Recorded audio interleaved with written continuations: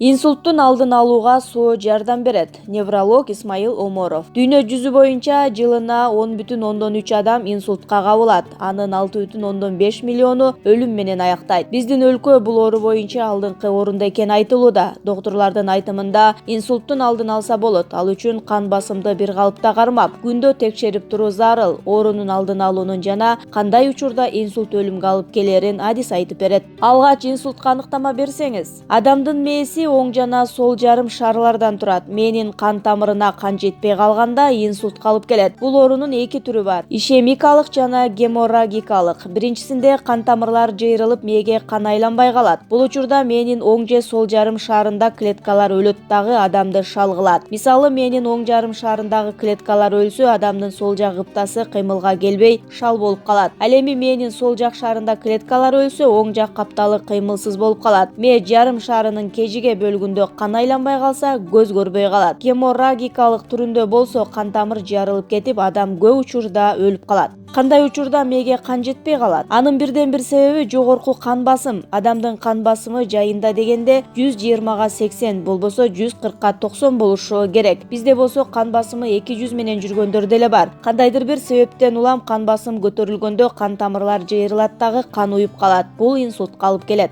Ошентсе да бул оорунун алдын алуунун жолу бардыр. Ооба, оорунун алдын алса болот. Ал үчүн жаш курак 45-50дөн өткөндөн кийин кан басымды күндө өлчөп туруу керек. Күндө деген сөздү баса белгилегим келет. Эгер 2-3 күн катары менен жогорку кан басым байкалса, дарыгерге кайрылып, кан басымды түшүрө турган дары ичүү зарыл. Мындан сырткары, жаш өткөн сайын кыймылдын аздыгы, иретсиз тамактануудан улам организмде зат алмашуу жайлайт. Бул учурда кан коюлана баштайт. Коюланган кан уюп калганга жөндөмдүү. Ал эми уюган кан же жүрөктүн тамырына барып уйойт. Көп доктурлар канды суюлта турган дарыларды жазып беришет. Бирок бул жаңылыштык. Ал дарылар жөн гана кан уюп калбашынын алдын алат. Бирок кан коюу бойдон кала берет. Аны суюлта турган эң мыкты каражат суу. Эртең менен тамактанаар алдында ач карын суу ичкенде кан суюлуп айлануусу жакшырат. Кан басымдын түшүп кетүүсү эмнеге жеткирет? Кан басым түшүп кеткенде кан тамырлар тескерисинче кеңейип кетет дагы кандын басымы азайып мээге аба жетпей калат. Мисалы, булчуңга, колго, бутка аба жетпей калса эч нерсе болбойт. Бирок мээнин нерв клеткасына аба жетпегенде клетка өлүп адамды шал кылат. Буга мисал катары төрөт учурундагы суунун кетип калганын айтсак болот. Аялдын суусу кеткенде түйүлдүккө, анын мээсине аба жетпей калып, ар кандай шал оорулары менен төрөлүп жатышпайбы?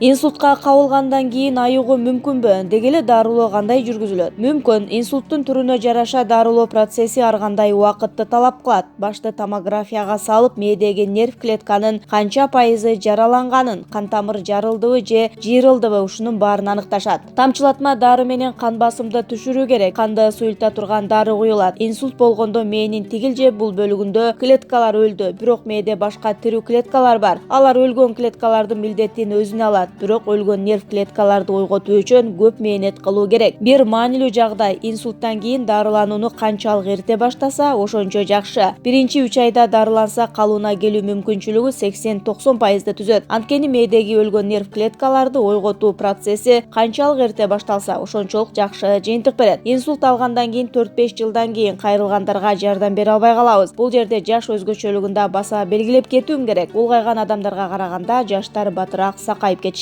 Инсульттун экинчи ирет кайталануусу канчалык деңгээлде коркунучтуу? Эгер адам бир жолу инсульт болсо, анын кан тамырларында көйгөй бар дегенде туюнтат. Толугу менен башындагы кан тамырларды текшертип, ичкерип кеткен болсо дарылоо керек. Бирок тамактануунун тартибин, жашоо образын өзгөртпөсө, оору кайрадан кайталануусу толук мүмкүн. Инсульттун формасына жараша дарылоо ар кандай жыйынтык берет. Жеңил болсо бата айыгат, оор болсо узакка созулат. Көбү экинчи ирет кайталанса өлүп калат деген ойдо болушат. Дагы баса белгилейм, баары инсульттун ооругунан көз каранды. Эгер катуу болсо, биринчисинде деле өлүп калуу коркунучу бар. Инсульт алган адамдын негизги белгилери кайсылар? Бир жак кыптасы кыймылсыз болот, колу бутун башкара албайт, алдында турган буюмду алууга колун созо албайт, күлө албайт, бирок алсыз жылмаят, сүйлөшө албай кыйналат, эки колун көтөр десеңиз көтөрө албай кыйналат, тилин чыгара албайт. Кээ бир адамдар баш ооруну деле сезбей, дароо шал болуп калуусу мүмкүн. Бул учурда тез жардам кызматын чакыруу керек. Тез жардам келгиче кандайдыр бир алгачкы жардам көрсөтүп турууга болобу? Көбүнчө инсульт алган адам жыгылат. Эгер ага чейин кан басымын текшерип жетишсеңиз, басымды түшүрө турган каптоприл,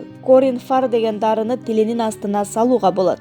Инсульт болуп жыгылган адамдын кулагынын артына же колунун манжаларына ийне сайып жиберсе жеңилдейт деп айтып жүрүшөт. Ооба, адамдын кулагынын артында, колдун манжаларында нерв системасына туташкан чекиттер бар. Негизи шприцтин ийнеси жарайт, бирок аны да билген адам жасаш керек. Бардык эле учурда ылыкма жыйынтык бере бербейт. Канчалык натыйжалуу экенин так айта албайм. Дарыдан өтөрү жок. Азыр социалдык тармактарда кичинекей балдар телефон ойноп инсультка кабылып жатат деген билдирүү тарап жатат. Ушул чынбы? Негизи компьютер, телефон көп оорунун башаты. Биринчи кезекте нерв системасына өтө күч келет. Мындан 15 жыл мурун жаш бала түнү менен компьютерди клубда ойноп отуруп таңга жуук үзүлүп кеткен. Мен атайын бул оюндарды ойноп көрдүм. Кан басымым түшүп кетти. Кыйналып чыктым. Дал ушул телефон инсультка алып келери так далилденген эмес, бирок бирден бир себеби болушу мүмкүн. Окурмандарга бул оорунун алдын алып өмүрүн узартууга кандай кеңештерди бересиз? Кан басымы жогоруларга дайыма доктурдун көзөмөлүндө болууга, жанында үзгүлтүксүз дары-дармек алып жүрүүгө кеңеш берем. Кант диабети да көп оорунун башаты. Буга туура эмес тамактануу, зыяндуу адаттар себепчи. Биринчи кезекте жеп жаткан тамакты көзөмөлгө алуу керек. Камыр азыктарынан, майлуу эттен алыс болуңуз. Жогоруда айттым, дагы бир ирет кайталайм. Ач карын суу ичүү керек. Күнү бою ичип жүргөн сууга караганда, эртең менен ичилген суу саламаттыкка алдаганча пайдалуу. Дайыма кыймылда болгон оң, кан коюланып, уюп калбашына жакшы жардам берет. Жыйынтыктап айтканда, адам өзүнүн өмүрү, ден соолугу үчүн жоопкерчиликте болушу зарыл.